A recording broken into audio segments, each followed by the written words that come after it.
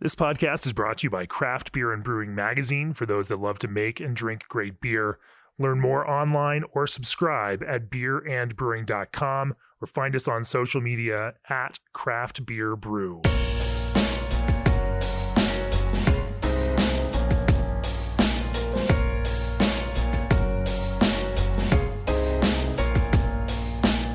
Welcome to the Craft Beer and Brewing Podcast. I'm your host, co-founder, and editorial director of Craft Beer and Brewing Magazine, Jamie Bogner. My guest on the podcast today blew us up this past year, came out of nowhere for our lager issue, and submitted Pilsner and Helles, and a Pilsner scored 98 and a Helles scored 96 with our blind panel, followed up with a 96 score on their Imperial Stout in our Stout issue, and then followed up with a editor's pick for top 20 beer of 2020. Sam Milne of Brickwest Brewing in Spokane, Washington. Thanks for joining me on the podcast. Yeah, for sure. Thanks, Jamie. I love what you guys are doing with the magazine and with the podcast, and we really appreciate all the positive feedback. So thanks so much for inviting me.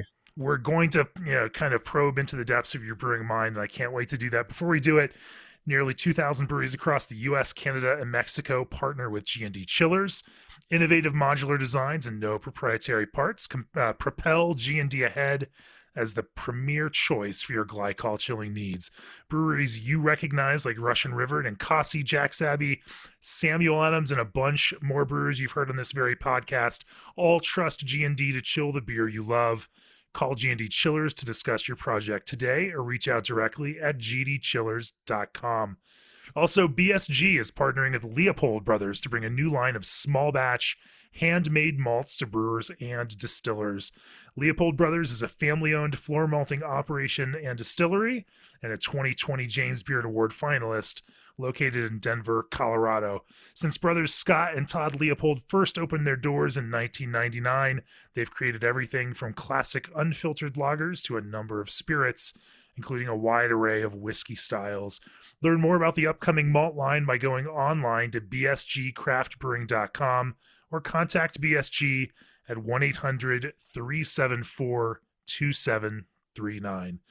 So, Sam Milne, walk me through your brewing history and how you got to where you are today. Oh, man. Well, how many beers you got? It's kind of a long story. I've only got one of your Pilsners in my glass right now.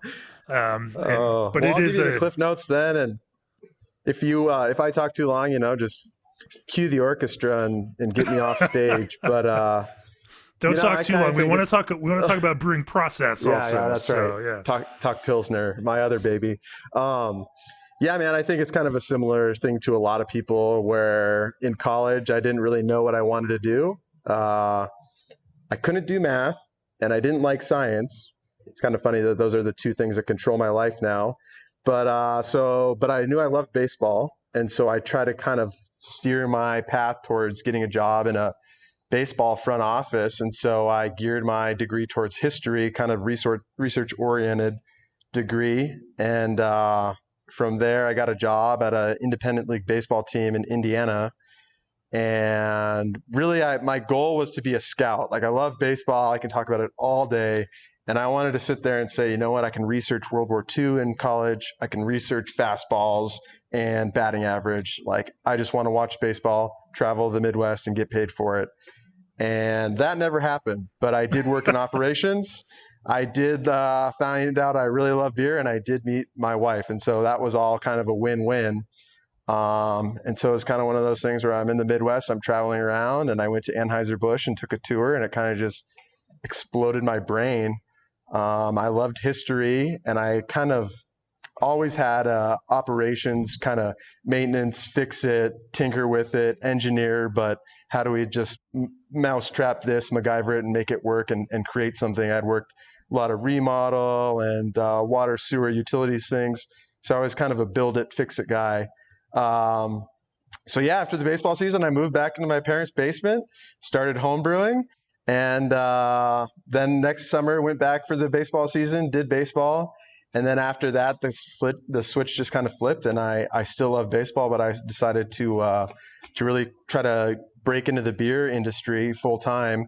And so, by that time I was just going, full tilt boogie homebrew like 3 or 4 times a week. My wife still jokes. I think, she'd close her eyes at night and we'd have carboys bubbling in our every square inch of our bedroom and just going crazy with it. And I had two really supportive uncles who trained their livers hard over the years and wanted to drink my beer and kick me a couple bucks for malt and hops. And, it was just a good cycle. And so I got a lot of experience home brewing, and I was able to get a job at Pyramid Ale House, downtown Seattle. And it was great because I kind of didn't work in the brewery. They had just kind of shuttered the brewing operations down to Portland. But I worked in the beer garden, I worked in the warehouse, I drove the forklift, I fixed everything. And my wife worked next door at Safeco Field for the Mariners. So it was perfect. I'd work the day, then go to the game, drink some beers, she'd take me home. It was, wonderful.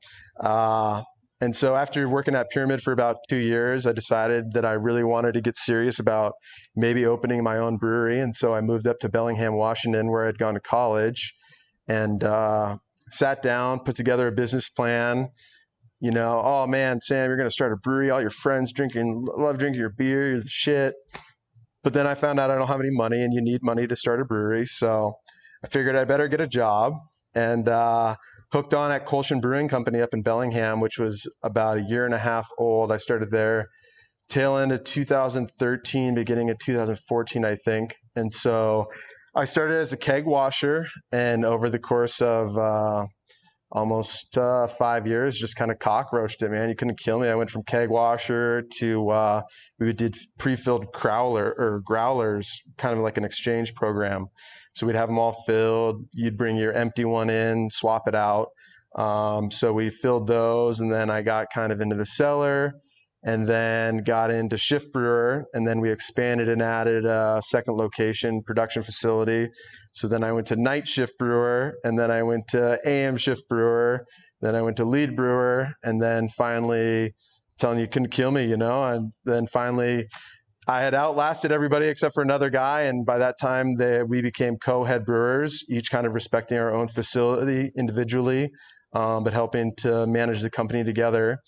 And that was really fun. And then in the spring of 2018, I received the Glenn Falconer Memorial Scholarship to the World Brewing Academy, which is basically like a joint program between Siebel in Chicago and Doemens in Munich. And so that was kind of wild. I had just bought a house like 3 or 4 months earlier, just had a baby 2 months earlier. And so I said, sweetie, I love you. I'm quitting my job. I'm going to Chicago, and then I'm going to Germany. So I don't know how we're going to pay for the house. So you're going to have to go live with my parents. My brother is going to live in my house. We're going to play musical chairs to pay the mortgage. And it all worked out. But yeah, so I went and did Chicago at Siebel, and then Doemens in Munich, and traveled around Europe drinking beer while she's, bless her heart, she's a warrior taking care of the little one. And then came back and really wanted to look for kind of ground up opportunity. And I linked up with the guys that were starting this brewery in Spokane, and said, what the hell, let's do it. So here I am doing my best to make world-class beer. How did you decide on styles to focus on? And, as you worked with the folks starting up Brick West, how did you, figure out a lineup of what the brewery is going to be about? Yeah, totally. Well, I had always really loved lagers. I think the cool thing about Kolsch was with the two facilities, we had a 15-barrel system and a 30-barrel system. And so the 30 was kind of the workhorse that allowed us to do a lot of our production for cans. And then the small batch facility, kind of, we could play around and do stuff. And so we had a lot of flexibility with tank time, not trying to just bust IPAs out the door. So we could really kind of try to brew some lagers. And that was kind of my passion before I even got here. Then going to Germany and seeing that, it just kind of amplified it even more. And so when I got here, it's kind of funny because I didn't know the gentleman that I'm working for now. And I was kind of joking with them like, oh, let's see the business plan. What are you planning to brew? And they had been working with a consultant, and it was pale ale, porter, stout. And they had kind of put together this blueprint for the brewery. And I said, nope, throw this all away. We're going to make Pilsner.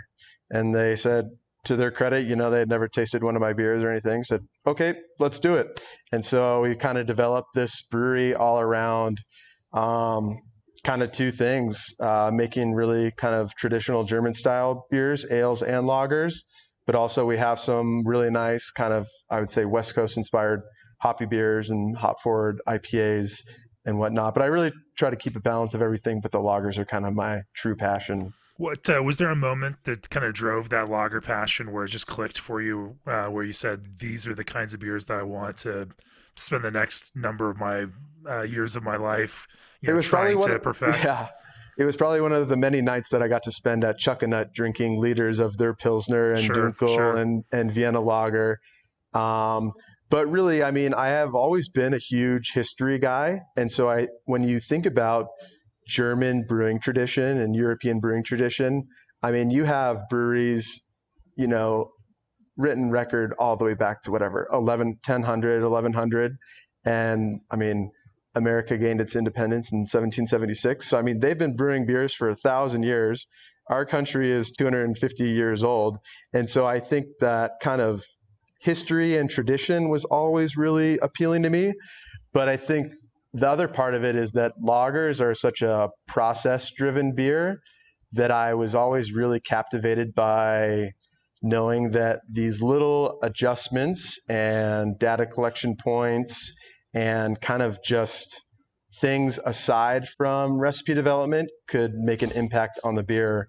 And that was kind of a challenge at first when you're a shift brewer and you're only brewing IPAs 7 or 8 times a week, and then you get this opportunity to brew Pilsner or Helles or something, and you've never done it, and you're 27, 28 years old, and somebody throws you the keys and said, let's do it. It was kind of like, okay, well, I don't want to crash Dad's Corvette, so I better figure out how to drive stick shift real quick. So yeah, man, that was kind of how it all started. I want to kind of probe your mind for how you got from 0 to 60, to take your car metaphor one step further. Before we do that, 5 Star Chemicals and Supply is your leading provider of cleaning, sanitizing, and adjunct chemicals for breweries throughout North America and internationally. All products have been formulated with safety, equipment material, and quality in mind. Are you a professional brewer interested in trying their products? Contact support at 5starchemicals.com to inquire about a free craft brew sample pack and only pay the shipping. Just mention that you heard it here on the podcast. Cheers to beer. Also, Grandstand is your source for the latest trends in custom printed drinkware, apparel, and promotional items. They make your job easy by serving as a one-stop shop for everything. Visit egrandstand.com/lookbook to see what's trending. So, as you're trying to build some idea for lagers for Brick West and what you all would stand for and what sets your lagers apart in terms of drinking enjoyment, pleasure, but also technical quality, what were some of the first steps that you took around that? Yeah, it's really hard when you're a new brewery because you have no historical data. So you can't say, okay, this is too bitter, this is too Right. light in color, this has too much body. And so I think the first thing that you really have to do is just kind of set a baseline so that you can get some data points and then slowly build off that. And I've never necessarily been a brewer who really tries to fixate too much on, little details in terms of what the hops beta acids are, or what the, malt protein is, but really looking at things through trial and error. And so number one, drinkability is always key. And I hate that the big brewers take that, message and use that for themselves. But I think that's so key is that, when you're thinking about lager beer, you really have to gauge it through like the liter test. Like, can you sit there in the beer hall and drink, 2 or 3 liters? I hope my mom's not listening because she'll think that's a lot of beer and be very worried. But, I think that's a true test. And sometimes it's easy to be too heavy-handed when everything is amplified in these really delicate beers. And so I think that more often than not, less is more, because you never want to get to that cliff and then have so much momentum that you go off. You like kind of coast up to it, stop, and you're good. And so I think really having the ability to know your equipment so that you can start a little smaller and then kind of build up. So when we started brewing here, we didn't really say, okay, we have these 30 barrel fermenters. Let's just, rock and roll. We started brewing a half batch in our 7 barrel, and then we did them in the 15. And then when we get to a place where we're kind of comfortable, graduate up to the 30s and the 45s, and then just going for it. But I definitely think that knowing your brew house is what everybody says, but when you just got your brew house a week ago, like, what are you supposed to do? I mean, it's brand new. It's still got that new car smell, so to speak. So I think literally like writing everything down, and we still do it to this day, is like we're continually doing audits on ourselves and just kind of see, okay, when you're 5 batches in, what were the first 4 batches evaporation rate in your kettle? What did it look like in terms of your lauter efficiency? How many minutes? What was your collection speed, collection volume? So I think all these little data points give you more jumping off points so that you can make adjustments to your beers. Sure, sure. Let's maybe talk about it from the start, and let's talk about Pilsner in particular, since that's clearly a Yeah. beer that you're incredibly passionate about, and our judges agree with your approach to this. Is there let's start with ingredients in terms of hops and in terms of malt. Are you willing to share where you are on those Oh kinds of yeah. things? I'll Okay, talk about everything, man. perfect. I think, and I do want to actually add something real quick. Getting back to my kind of brewing history, is that I have always made it a point to discuss anything I can with professional brewers, home brewers, because of the opportunity that I had from the Falconer Foundation. And I really want to bring that up because Glenn Falconer was an amazing brewer who really kind of pioneered beer and home brewing before it was even cool. I know that we're in a position now where beer is hip, it's trendy, but I think back to the 80s and I don't think it was so cool. That those were probably the weird kids who were brewing beer in their basements and everybody else was kind of laughing at them behind their back. But I think Glenn made a really big effort to kind of bring beer to the scenes and tutor younger brewers and really try to improve the craft beer community. And without guys like Glenn, I think that it wouldn't have this camaraderie and this brotherhood that it does. And so really trying to kind of honor his legacy and his tradition, I always am more than happy to bring amateur brewers in, home brewers, brewers and startup into our brewery to discuss, to shadow, to brew. I'll give them my recipes. Like, I'm not trying to hide anything. This is not the KFC secret, blend of herbs and spices, because I think when it comes to brewing, every brewer is an element to that, and raw materials are one thing, but there's the human element. And so I make my beer in a certain way. I'm happy to talk about any of it. But getting back to Pilsner, yeah. That is a fantastic standpoint to approach this from, and obviously I certainly appreciate that you're sharing with us and with our audience that you've shared that same kind of stuff through the magazine with your brewer's perspective. That's in our latest issue on Brewing Gose. But it is important, I think, for everyone to understand that the level of success that craft beer is experiencing today is because in the late 90s and 2000s, after that first crash of the craft beer world, brewers got together and said, hey, listen, we need to make this entire category of beer better than it is so that it's more compelling to consumers. And we're going to do that by sharing information with each other. And that process of sharing has produced a community making so much better beer, and by extension then making consumers even happier, and making the entire sector of craft beer a much more compelling thing. And so it is literally a rising tide raising all boats Oh now. yeah, But let's talk about Pilsner you bet. in particular. Where do you start as you're thinking, as you were developing your Pilsner recipe? Totally. So yeah, I guess, here I am, and we're going to do our first Pilsner brew in 2 weeks, and we're a brand new brewery. The first thing really I did when I'm designing that beer, or any beer, I guess, Pilsner, lagerish, moving forward, is just, I always start with the guidelines. I'm a really traditional brewer, and I try to fit within those guidelines. But just like cooking, you kind of have in your head how you want it to taste, and kind of, okay, how do I fit within those? And so Our Pilsner is a 12 Plato Pilsner, and we're looking for about a 5.1 ABV. So it typically finishes around 2.6, 2.7 Plato. And with that, I think it's really important that, to me, a Pilsner should be hoppy. It should be the expression of the brewery's finest German and German malts and German yeast. And I think when people say, oh, Pilsner's not hoppy, I don't think they've had really fresh Pilsner, and I don't think that they really understand what a true Pilsner is, because I think it's some of the hoppiest beers that you'll find in Germany. And I try to emulate that.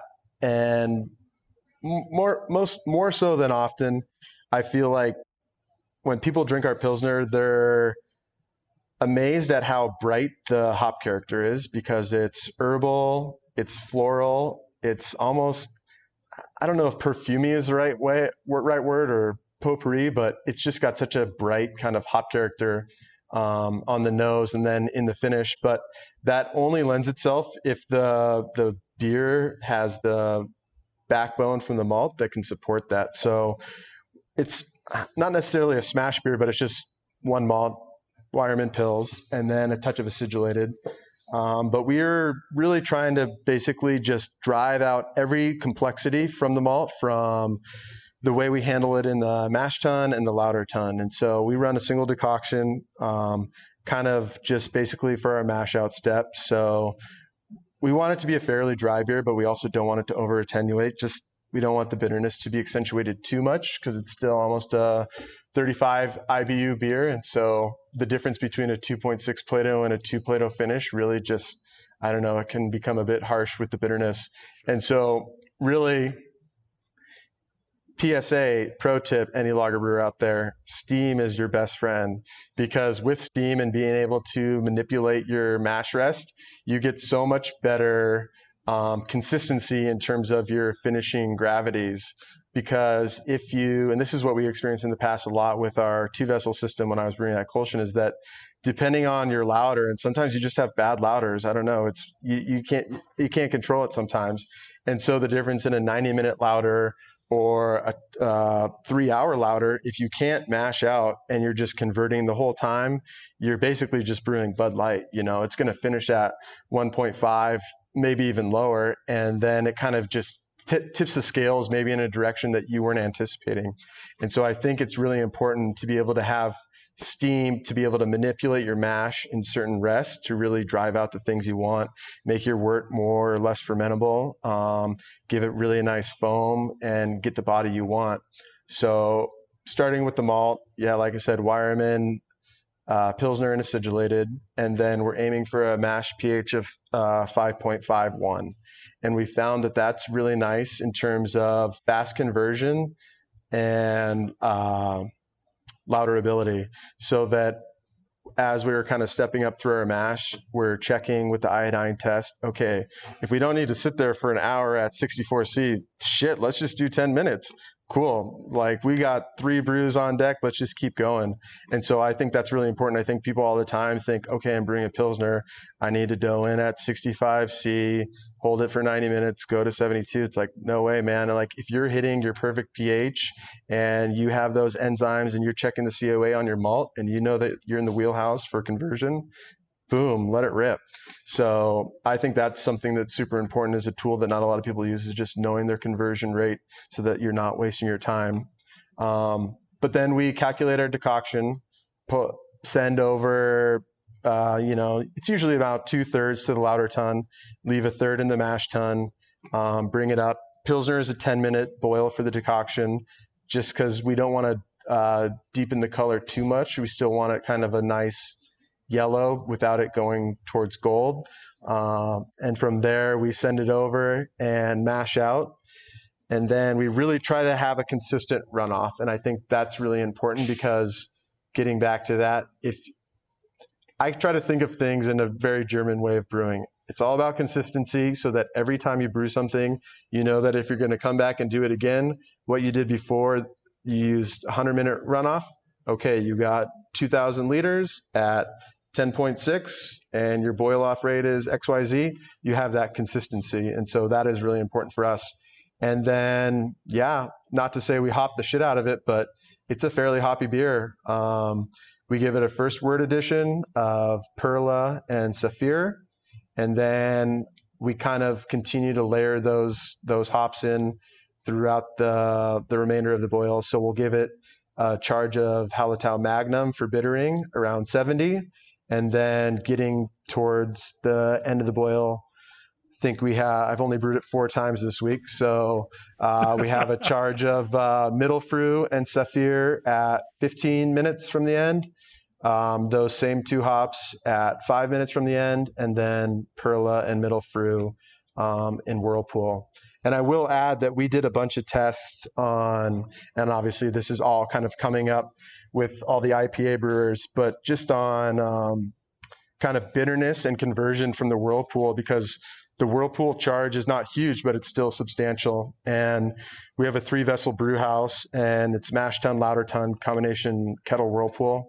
And so really when you end the boil, you're still within that vessel. It's like a tea kettle, it's 100 C until the temperature can naturally come down. And so if you added those hops right away, they're essentially just a 1 minute addition.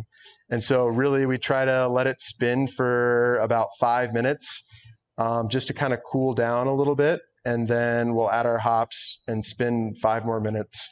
But one thing that I think is really important for brewing Pilsner and really all lagers is when you have one that's as pale as Pilsner or Helles and you're only using these really low color malts, is just minimizing the time that it's in the Whirlpool before you knock out, and then knocking out as fast as possible so that you have as little possibility of DMS as possible. And so we aim for 15 barrels to be through the Whirlpool, the rest, and knocked out to the fermenter. And the goal is always an hour. Sometimes it can go a little bit longer than that, but I mean, I know when we brew an IPA, it's 30 minutes of Whirlpool, 30 minutes rest, 40 minutes knockout. And so we're flying out of the kettle on Pilsner just because we really want to be careful about the DMS, mostly because for obvious reasons, but more than anything, I think they did studies in that new IPA book about how, in terms of hop flavor and aroma, the smallest amount of DMS can really change the way that's perceived. And for such a bright beer as our Pilsner, even if you couldn't smell the DMS, it would change how those hops were coming across. And so we're really cognizant of trying to just avoid that everywhere on every brew, even when we're brewing darker beers like Dunkel or Doppelbock that have those higher kiln malts. We still just try to fly through the Whirlpool, through the rest, and knock out as fast as possible, which can be a challenge. And we've had to kind of engineer our brewery to be able to do that, because we knock out all the way down for our German Pilsner down to 7.5 C. And so if you didn't have, if you were only relying on city water, that would be impossible, depending on your pump speed and your wort temperature. So we have a cold liquor tank at 2.5 Celsius, and then a dual stage heat exchanger, and we're also using glycol. So I just knocked out a Czech style Pils today, and we got it down to 5.5 in that same time. What kind of percentage is hot side, and then what kind of percentage of hops would generally go into the Whirlpool side for you? Totally. So there's no dry hops in Pils. You don't dry hop, right? Okay. Yeah, no dry hops in that beer. Only Whirlpool. And because it's such a delicate beer, we're going pretty heavy on the hops. I don't know the rate off the top of my head, but I think it's like the 15-minute and down, I think, is about 6,000 total grams for a 15 barrel batch. So we can do the ratios, but yeah, it's a lot of hops. How much of the total overall hops is going into Whirlpool versus during the boil? I see what you're saying. Yeah, I would say about a third of the hops are going into the Whirlpool. That's a pretty hefty kind of late hop addition there, and that's that you're finding is driving that kind of aromatic component to these. Yeah, it's the OG West Coast IPA. It's dry, it's got bitterness, Yeah. it's light yellow, it's hoppy. But yeah, I think that, and then I think really delicate fermentation, because when you smell an IPA fermentation, the bucket smells amazing. And all those hop flavors are just getting volatilized into the air, which sucks because if you're smelling it in the air, it's not in the beer. But I think when you stick your head in the bucket of the lager blow off, it smells like, dirty sock. And that's just because it's going so slow and so methodical. And so Right. really it's not vigorous enough to kind of volatilize some of these more delicate hop flavors and aromas, and we're really keeping them in the beer. At least, that's my gut feeling. There's probably a hop scientist out there that says, Sam, it's actually because of this and this, but that's at least what I believe.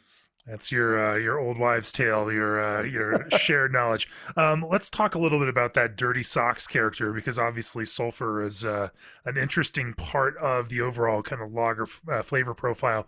Before we do that, ABS Commercial is excited to be a part of today's podcast. ABS is a full brewery outfitter offering brewhouses, tanks, keg washers, and small parts. ABS wanted to do something fun for the craft beer industry, so they're giving away an ABS Keg Viking keg washer live on December 5th, which also happens to be National Repeal Day. To enter, go to www.abs-commercial.com, click on the Keg Viking page, and fill out the contest form for your chance to win. Also, Craft Beer and Brewing's All Access subscriptions give you a year of the print and digital editions of the magazine, plus access to our library of video courses, a special deep dive email only for All Access subscribers, premium content, and All Access exclusive merchandise. Subscribers are the first to see every new issue, including our annual Best in Beer issue that's out now, and which features one of Sam's beers, his Get Right Gose, as one of our editor's picks for 20 best beers of 2020, along with a brewer's perspective from Sam and a recipe for that very beer. Thank you, Sam. Go to beerandbrewing.com, click on the subscribe button to join now. That was my clever self-promotional angle to tie all of this in. Yeah, But let's talk about sulfur as a component in in Pilsner and then lagers in general. It is a maligned thing. Certainly, it is an element that gives Pilsner its signature Pilsner flavor and character. And there are certain folks which have a sensitivity towards it and do not appreciate it as much as others. Or then there's folks like Stan Hieronymus who talk to me about just how much they love that character in their. Where do you come down on that, and what do you do to kind of massage and make that character in the finished beer a pleasant and dialed elements to it? totally. Yeah, I think sulfur is kind of you fall on one side of the fence or the other. There's no middle ground. But I think it's also a cultural thing, because if you go to any beer hall in Munich and you're drinking a Helles, odds are there's fairly pronounced sulfur. And I think people expect to have the sulfur. And so if it wasn't there, they'd almost be more surprised than if it was. But here in the States, just with kind of our brewing history and the beers that were kind of the lager beer, especially that was served before craft brewing really got big, no sulfur, very clean, very dry. But for us, really, especially in Pilsner, we try to not have too much sulfur.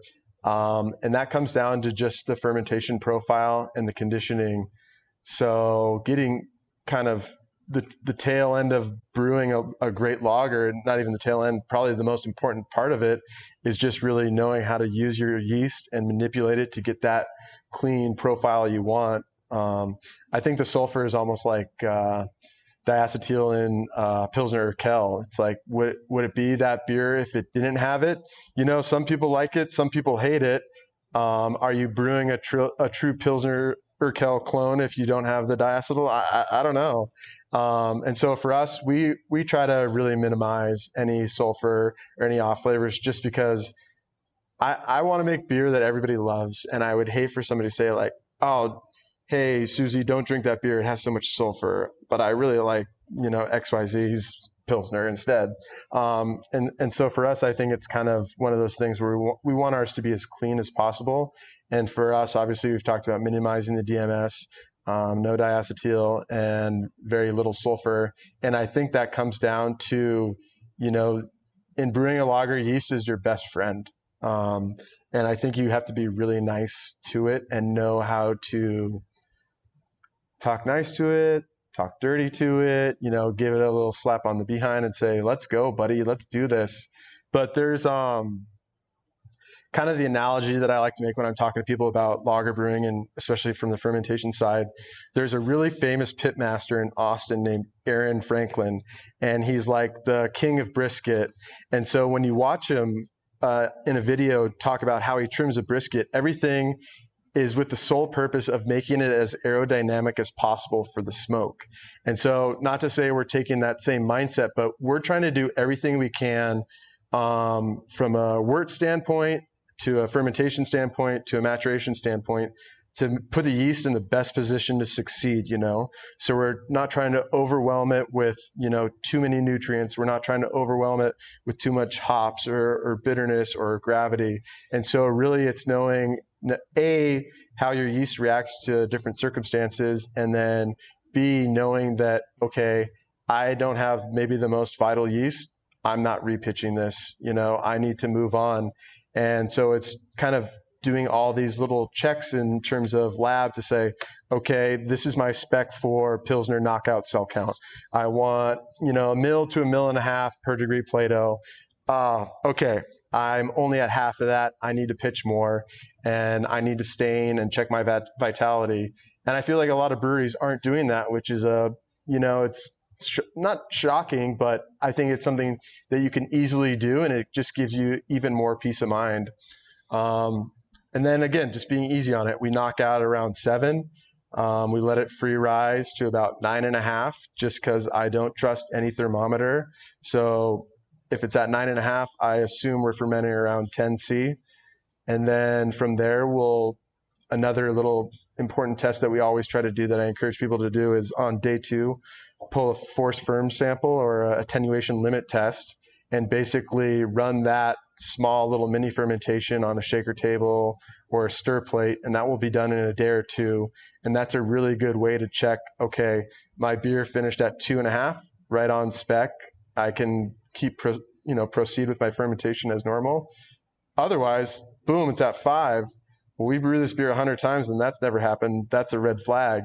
And so kind of that's a quick little test that you can do to help you. But around halfway through terminal gravity, we allow the beer to free rise to 12C. So if our knockout Plato is 12, at 6, we cut the glycol, allow it to free rise to 12.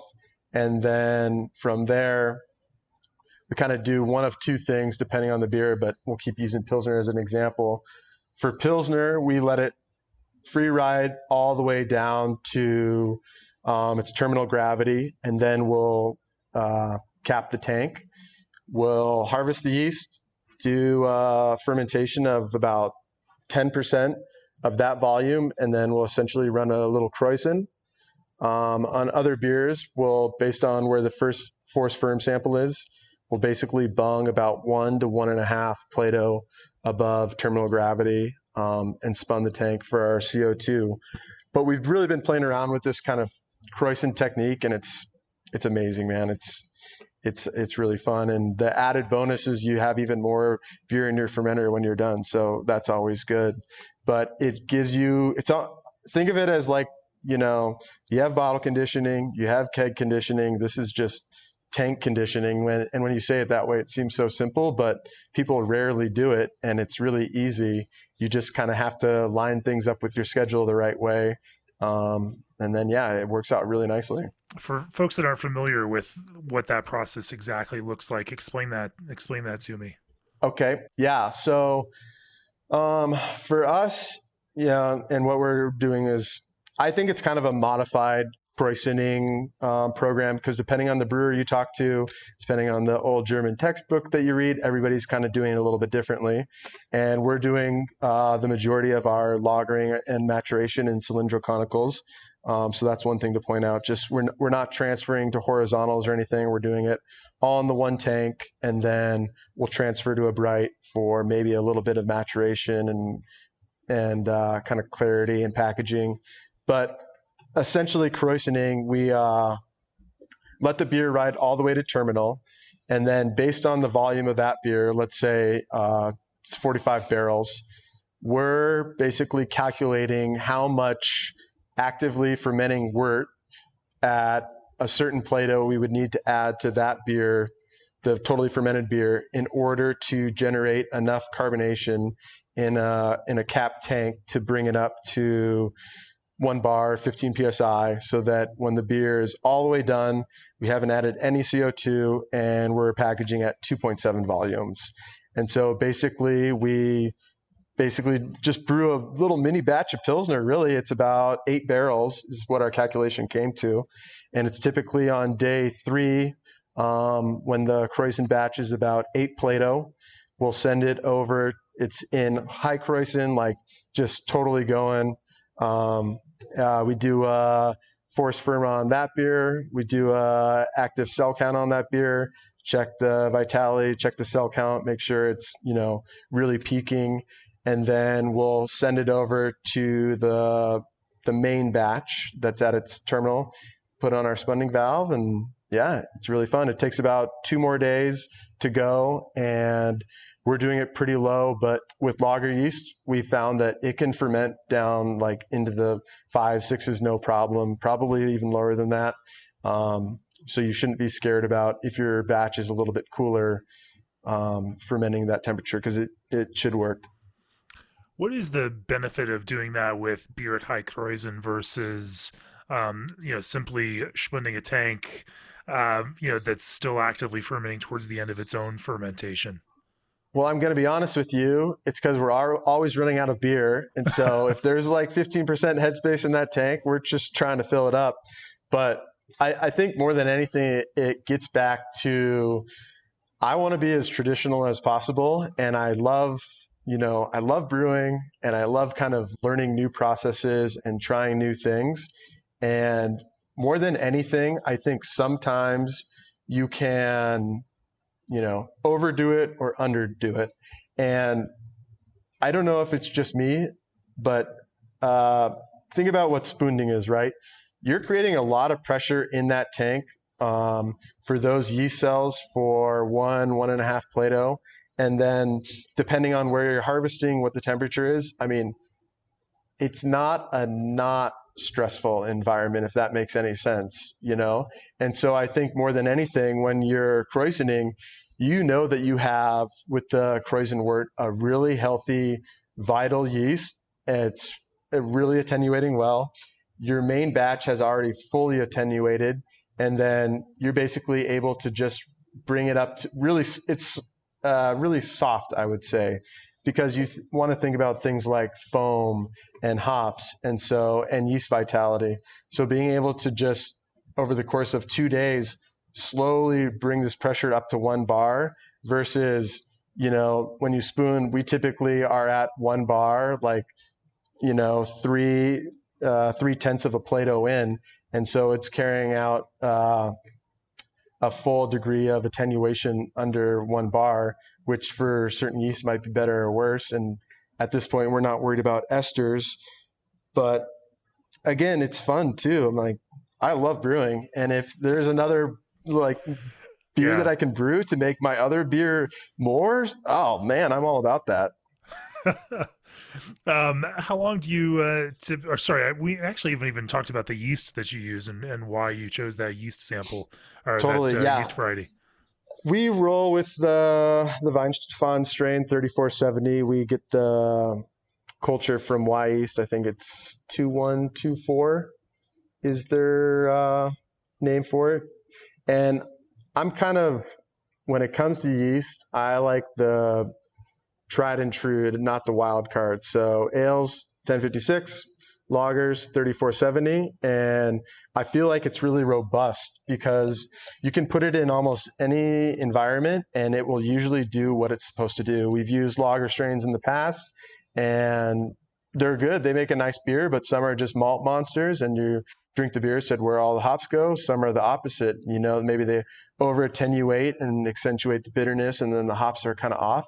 And I feel like 3470 is a really nice balance of, attenuation and flocculation, because I think it's important to really think about Pilsner at least from my perspective. I'm really traditional. I know there are fucking hazy Pilsners out there.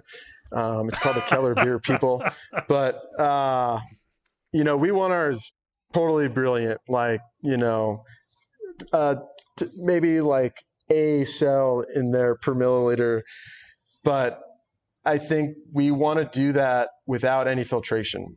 We don't want to strip the beer of anything. And so it's really hard to get these kind of powdery lager strains sometimes totally clear. And just through a couple variables, oxygen, calcium, and then kind of finings and hops, depending on the beer, we're typically able to get it like totally brilliantly clear as if we were filtering. We have a filter, a really nice lenticular filter.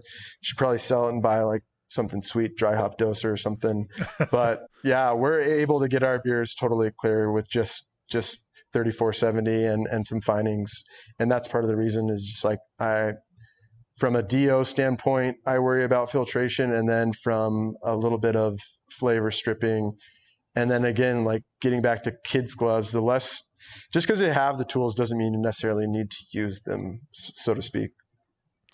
That makes sense. What are the tricks around that? I mean, certainly there's when you're using any yeast, the more you use it, the more you learn about it, the more you can apply the way that it works within your cellar and everything else to accomplish Yep. the goals that you're looking for. And so there certainly is a lot to be said for finding that tool that works for you and does the thing you want, and then learning everything you possibly can about it.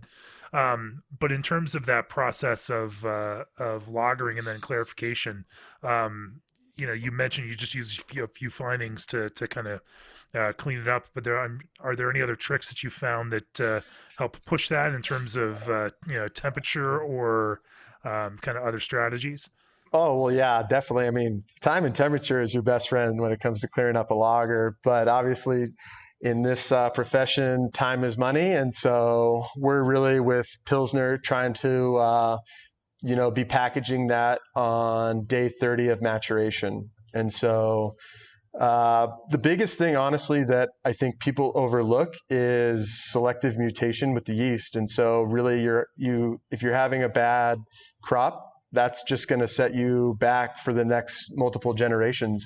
And so really when you're harvesting your yeast and you're thinking about the cone and you break it down into layers and you can think, okay, closest to the bottom, okay, that's my most flocculent, worst attenuating. Those ones left the party. They don't want to chew through any more sugar. They're done. They went to sleep. The middle is a nice balance of, guys that want to do their job, but also, ready to settle out. And then the top, man, they just want to keep ripping, want to keep through and making ethanol. And so, really making sure that we get that perfect middle layer so that we set ourselves up for the next few generations to be, really good balance of flocculation and attenuation is super important. I have a really good assistant brewer, but I'm typically the only one that harvests yeast just so that it's consistent. I just kind of have a rhythm to it. And, I don't know, you feel it, the valve placement, your hands, the timing, the texture. We look at pH, we try to look at vitality, and we try to never store yeast. And so we're always kind of purging the cone on harvest day and then going cone to cone.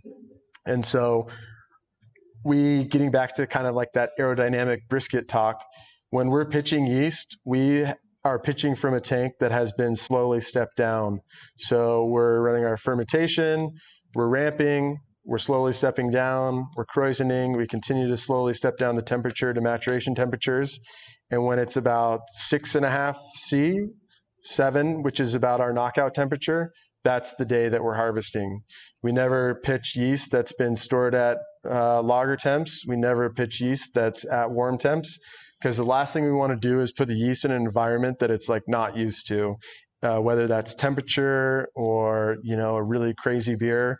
And so we have really finite standards of beers that we harvest from and kind of shooting for a specific day, time, and temperature. But yeah, in terms of other variables, we've really found that watching our calcium load and I don't know if this is just haphazard, but really we're trying to be really careful about how much calcium goes into the beer. And so we did a lot of work when we were building this brewery to put in some water treatment equipment, because Spokane has really high alkalinity in the water, like almost perfect for brewing stout, but I want to brew lager, baby. Yeah. So we basically had to put in this really cool RO that basically is a blend. And so we're able to take some of our carbon filtered water and some of our RO water and knock that alkalinity down to about 60. But with that, we lose a lot of calcium. And so I think the total calcium is like something around like 12 or 15. And so we really did some tests about building that back up to a certain spot to where we're getting the kind of flavor that we like, but also getting it to a threshold where the yeast settled out better at a certain point. It was around 50. And then really looking at our knockout O2 rate, just so that that yeast was really healthy, because depending on the way you're aerating your wort, whether it's just air or dissolved oxygen, there's a saturation threshold. And so we really found that for knocking out the lagers as cold as we do, but also as fast, we wanted to go a little higher. So Pilsner, we're typically knocking out about 15 milligrams per liter, which is the same as parts per million, which is almost double what we do for, typical pale ale. So it's quite a bit. Sometimes, depending on the generation, we go up to 18, but that really just reinforces that we have a nice, healthy cell wall, that the yeast is really, prepared just through all the nutrients in the wort and the nutrients that we give in the boil, and then the O2 rate really prepared to do its job. And then, we just try to really be gentle with the fermentation. And I swear, if any breweries are listening, we've had really good success going cone to cone. We try to never harvest and store in brinks just because of pressure, devoid of nutrients, just temperature fluctuations. So we always try to go cone to cone. And that's something that I read about in the New Brewer years ago, that they were doing. I think it was at Odell, cone to cone, and played around with it in the past. And I have 3 brinks here. If anybody wants them, I'll make you a good deal. Give me a call. But yeah. Oh man. When it comes to packaging, or are there any tricks that you found to kind of keep everything in the beer itself and not lose anything in that Totally. process? Yeah. We recently started putting our beer in cans, which was cool because the mobile canner brought Hawk Orbisphere, and so we could finally get some real DO results in our beer. And I was really stoked because in the bright tank, the Pilsner was at, I think, 17 parts per billion, and only got up to 25 or so in the package. And so we were really thrilled about that. But I think for a brewery our size, it's a little easier when you start getting up to 1,000 hectoliter fermenters. It's a lot harder. But we really did a pretty extensive audit on how we were purging our bright tanks, and kind of came to the conclusion that our SOP before was essentially just creating this big kind of turbulent ball of oxygen and CO2. And then even though we kind of did the sniff test at the vent of the arm, there is still probably quite a bit of oxygen in there. And so now we basically plan ahead so that we can essentially just trickle in CO2 at about 5 psi. And we found through tests that takes about 1 hour per 10 barrels on our bright tanks. And we have 30s, 15, 30, and 45s. So yeah, that could take 4.5 hours. But that is one thing we do, just really making sure that we're getting a good purge on the bright tanks. And then we also try to always do our transfers pushing with CO2 and never with a pump.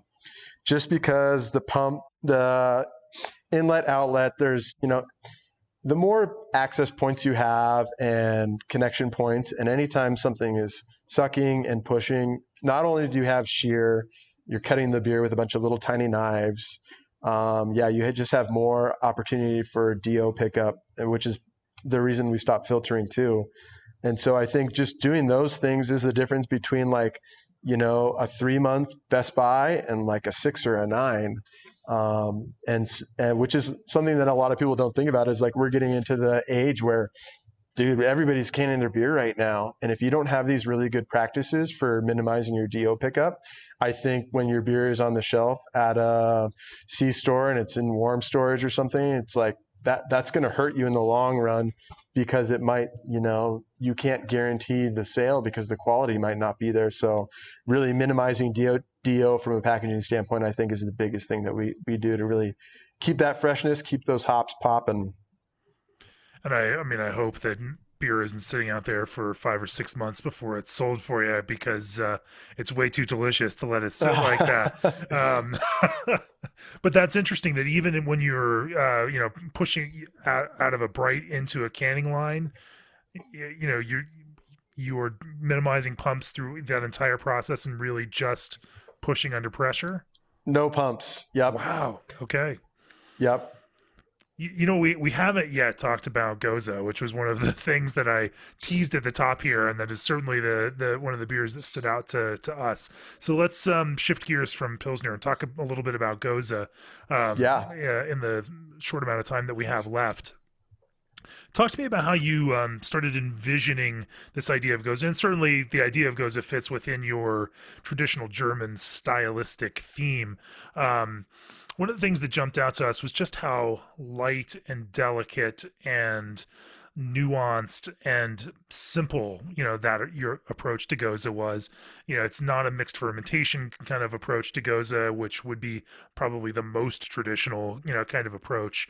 But it was also this incredibly light. It's also not what we see mostly in America, which is the word Gose attached to beers that are also use heavy fruit and have a very hefty salinity to help balance out this incredible sweetness that they're also pushing through it. So talk to me a little bit about envisioning, this inspiration for this kind of light, simple, lightly acidic approach to Gose, and then some of the steps you took to kind of design that beer. Absolutely. Yeah, it's funny because I think it's a 9.8 Plato beer. I think it's honestly one of the most challenging beers that we do, just because from a process control standpoint, you have to just be on top of absolutely everything, because at any point from recipe development and raw material selection to, wort, kettle souring, fermentation, like if one of those boxes isn't getting checked,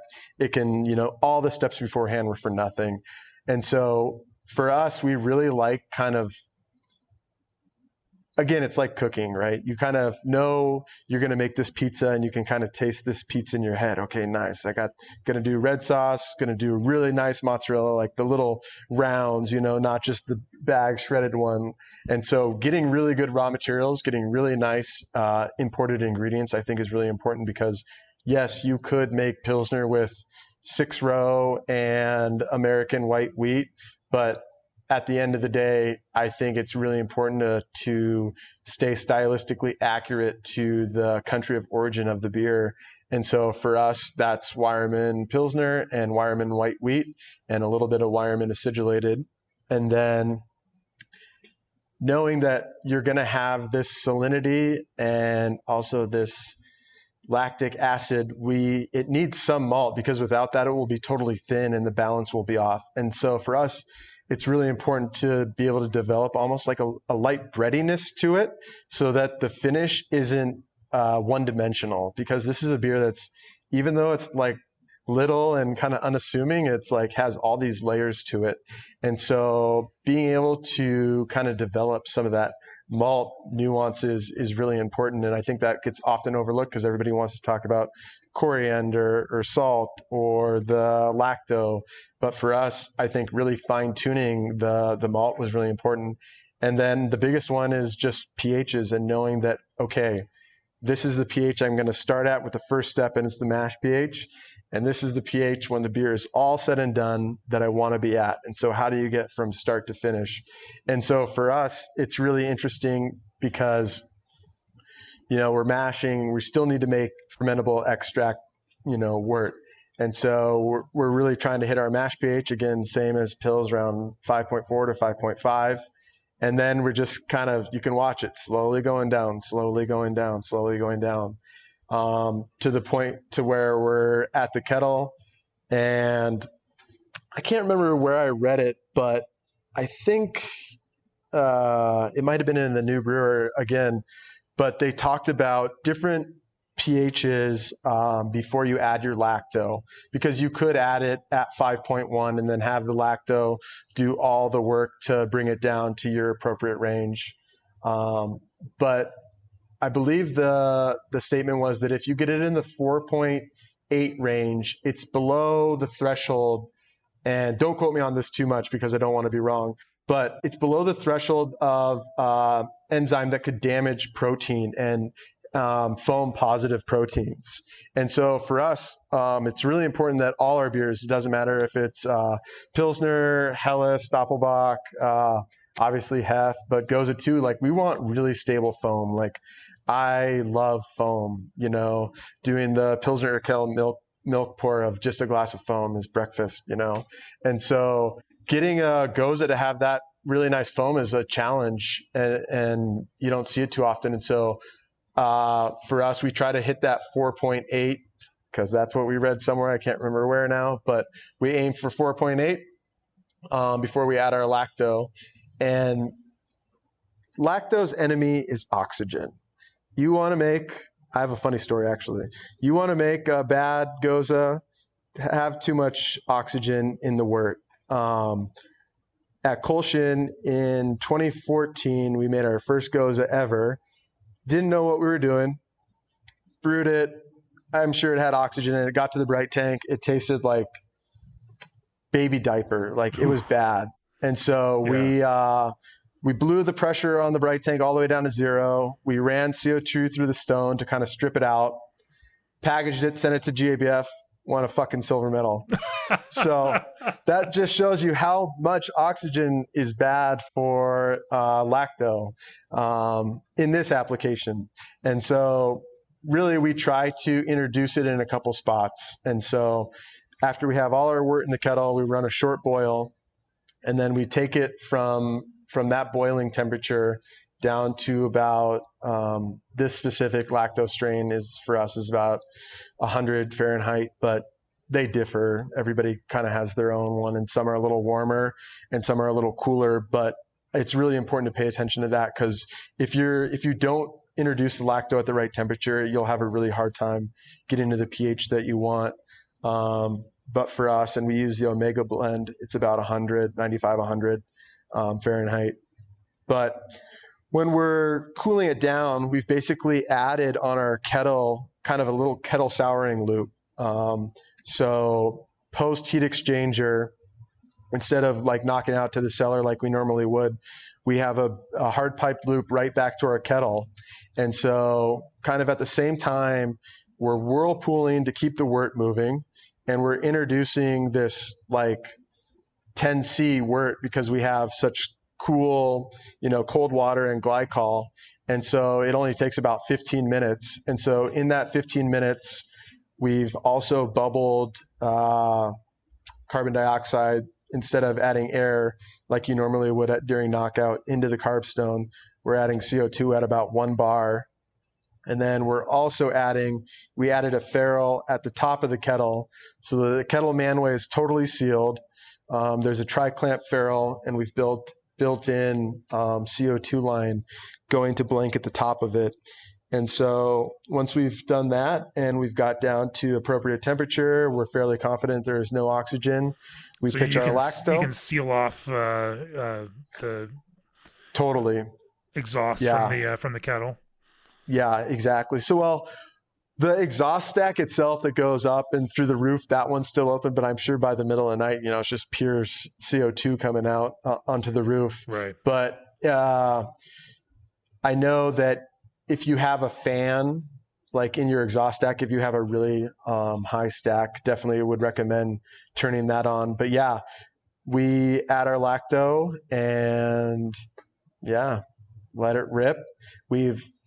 We have all these little tricks that I just had this idea before we even bought the equipment that I'm like, hey, can you put this here? Can you put this here? So on the bottom of our kettle in the back, we have a ferrule with a Zwickel. It's probably like 1 inch or 2 from the bottom. And so we can come and pull a sample without opening the tank. Just pull a sample really quick and check the pH. And for us, if we knocked out around 3 p.m. or if we added the lacto around 3 p.m., it's usually the next morning around 4 or 5. And so it's like, how quick can you get out of bed, get back to the brewery and turn the steam on? But that's with the Omega. We've also That's not a bad. tried. That's a not a bad little like production idea to pop that in as your second brew of the day, or Oh, third, totally. and then just let it ride overnight and it's done first thing in the next morning. And yeah, Absolutely, which is really nice because, there's nothing worse than like sitting there and checking the pH, once an hour for 2 days. Like that's happened too. And it's kind of like waiting for your wife to have a baby or something. It's like, is it now? Is it now? Is it now? You're just waiting to turn that steam on.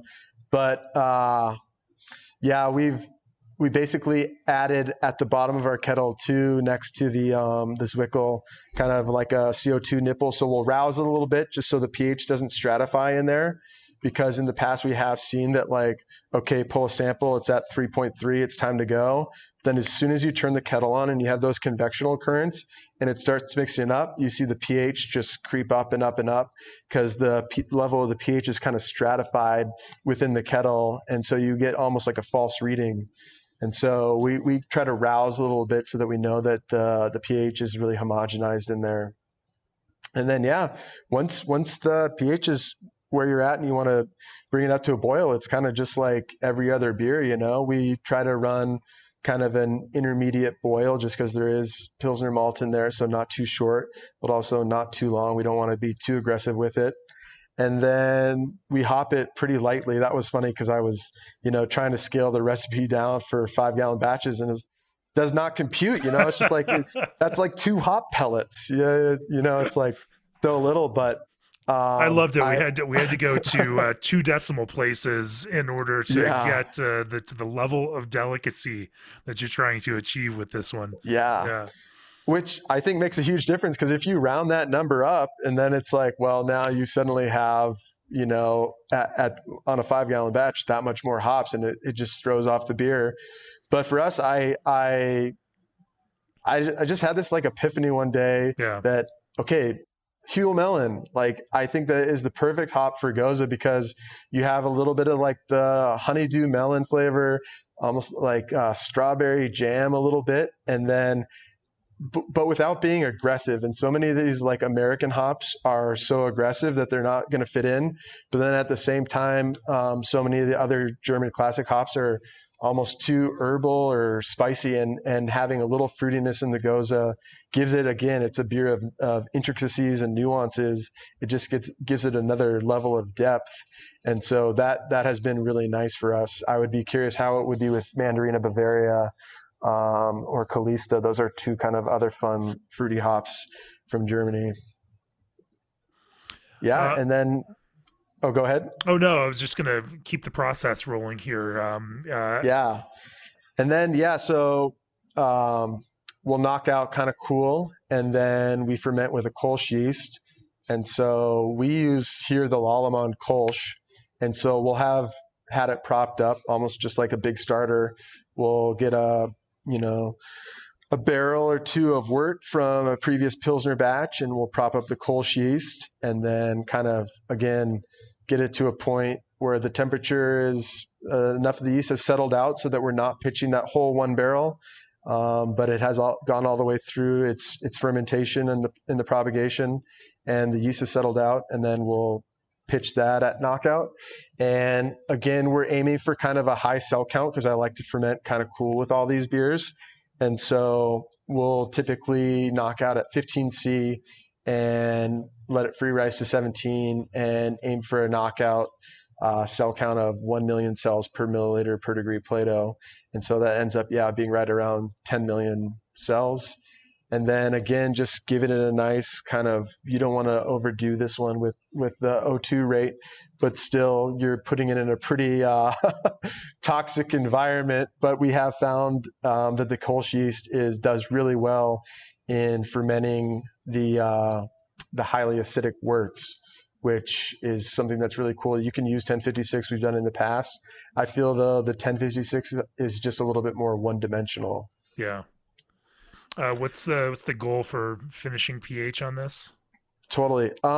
or For us, TA? I don't know. If you yeah, no, measure for one us, or we're the other both. pH. It's all, we're going for like between 3.3 and 3.4. Okay. So I think that obviously, those little differences at that point in the pH can make a huge difference. But for us, we found that like if the pH is at 3.3, when we turn on the steam, it drifts up a little bit throughout the course of the boil. And so we're knocking out around 3.35. And then depending on the fermentation, it'll either sometimes stay right around there. If not, sometimes drift down only to drift back up a little bit.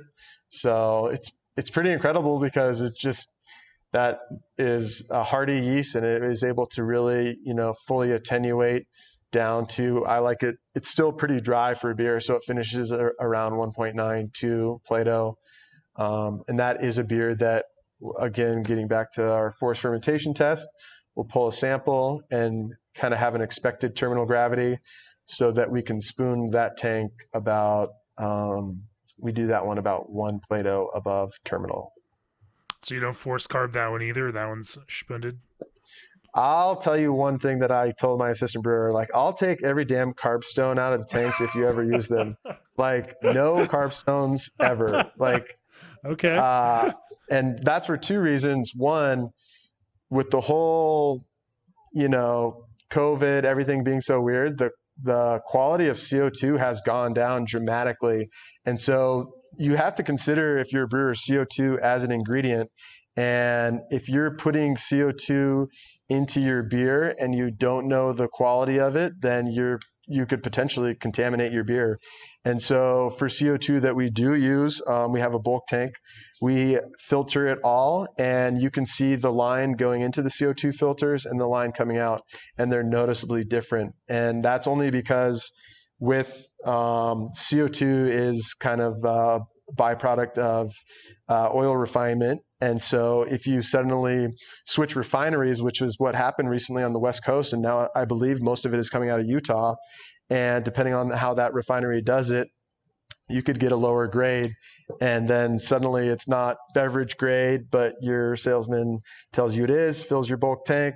And then you'll see kind of this brown, oily buildup. And so if I don't want to put that in my beer personally, so we don't use our carb stones at all. But that was kind of a long-winded way of saying, you know what, Jamie? I love natural carbonation. I think it helps with foam. I think it helps with mouthfeel. I think it's more traditional and it's free. There's a softness to it that I think that is contributed to in some way from that, and that is a lower pH than I expect. From the kind of perceptible level of drinking it, I would not think that it was that low in pH, because I would typically associate a 3.3 pH with something that was more aggressively bitey in its acidity. And so that roundedness that you're achieving through the malt component and through this kind of CO2 component, and potentially also because carbonic acid is an acid and can certainly Yep. impact those other kinds of sharpness in that flavor.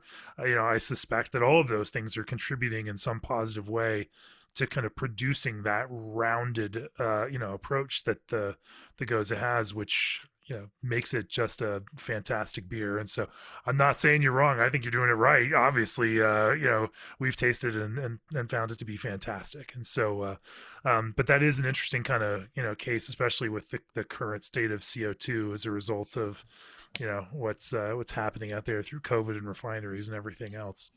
Yeah. And it's tough to pour on draft because it's sometimes, depending on the batch, it will be like 3.1 volumes of CO2. But I feel like that kind of almost like a nice German Weiss beer, like that spritziness is again just another element to the beer. So you can keep adding these layers. And I think the acidity would be accentuated more if it was at a lower carbonation, just because everything is a little bit more muted. But when you have that high spritziness, it's kind of like your palate is not getting shocked by the acidity. The first thing that it gets is this shock of the bubbles. And so that kind of brings they kind of all marry together in your mouth. And there's no sharp edges, so to speak. It's working, Sam. And Thank you, brother. And it's a beautiful beer. And, the restraint that you show towards it and the simplicity that allows the kind of smaller complexities to shine in the beer. And that's just something that is so beautiful in such a light, low ABV, flavorful, but confident kind of beer. So I love it. Nearly 2,000 breweries across the U.S., Canada, and Mexico partner with G&D Chillers. Try Leopold Brothers Malt from BSG. Pros, inquire about a free craft brew sample pack from 5 Star Chemicals and Supply. Grandstand is your one-stop shop for drinkware, apparel, and promotional items. ABS Commercial is giving away a Keg Viking keg washer live on December 5th. And subscribe now to Craft Beer and Brewing to support this very podcast and to read Sam's brewer's perspective on brewing Gose, and also check out the homebrew scaled recipe that he provided us in this most latest issue. If you are a subscriber to the magazine, those will be hitting next week. I think they go November 7th through 11th for in-home delivery to subscribers. But if you are a subscriber, then you also already have access to that digital issue. Sam, thanks for chatting with me about brewing Pilsner and brewing Gose. It's you made my job easy. I'm wondering how many questions I asked through the course of this, which is absolutely brilliant. But it's that same kind of focus on all the technical details that I think makes you as compelling a brewer as you are. If people want to learn more about Brick West, where do they find you all in real life and out there on the internets? Totally, yeah. Real life would be awesome. We're in downtown Spokane on First Avenue, kind of near Brown's Addition. But if you want to find us on the interwebs, kind of virtual beer, you can find us at brickwestbrewingco.com and also on Instagram and Facebook. I think it's Brick West Beer. But I really appreciate you having me on, man. I've really been blessed with the opportunity to work for this brewery, but then also to submit the beers to you guys and have such great feedback in our first year has been really exciting for us. And to your readers, the beer brewers and the beer drinkers, is, thank you guys for doing what you do. That lets us do our job. So thanks so much, man. I appreciate the opportunity. Well, it's our pleasure, Sam. And all I can say is you set the bar high for yourself. So Okay. I hope you're up for the challenge of keeping it there. And my God, if you can move it any higher, then I can't wait to see what you can come up with. Okay. Well, no, thanks for chatting me on the podcast. Cheers. Of course. Cheers.